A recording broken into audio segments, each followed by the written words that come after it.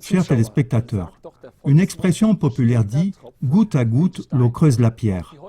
L'émission d'aujourd'hui doit aussi contribuer à faire écrouler les bastions de pierre de ceux qui déstabilisent et paupérisent les peuples intentionnellement et depuis longtemps. Un exemple actuel en Europe est la privatisation, un vol de plusieurs milliards sur ordre de la Troïka. La Troïka en question se compose du Fonds monétaire international, le FMI, de la Banque centrale européenne, la BCE, et de la Commission européenne. Au début de la crise financière en 2010, elle a été mandatée pour contrôler les pays en crise au sein de l'UE, mais sans obligation de rendre des comptes au Parlement.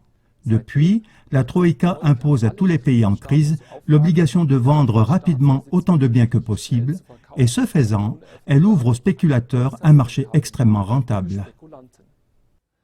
Ainsi, l'État grec a été poussé à fonder une sorte de société fiduciaire qui vend tout largement en dessous de sa valeur, sans aucun droit d'intervention du Parlement.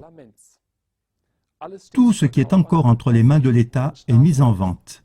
Des plages, des bâtiments de bureaux, des immeubles, des parties d'îles, l'alimentation en eau et en courant électrique. Simplement, tout ce qu'on peut vendre d'une manière ou d'une autre.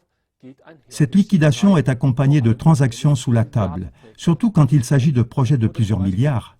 Ainsi, par exemple, dans une vente aux enchères où il n'y avait qu'un offrant, un terrain à bâtir très recherché d'une superficie de 3 fois celle de Monaco a été vendu pour la moitié de sa valeur estimée officielle.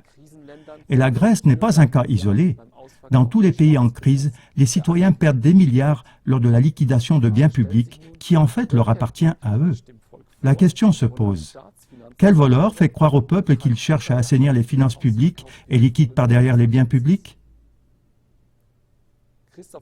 Christophe Herstel, journaliste indépendant, l'a résumé récemment ainsi, je cite, « En dernier recours et à la dernière minute avant le crash, un système en faillite se voit obligé à commettre des vols de plusieurs milliards. Mesdames et messieurs, restez à l'écoute de nos émissions. Je vous dis au revoir et je vous souhaite une bonne soirée. »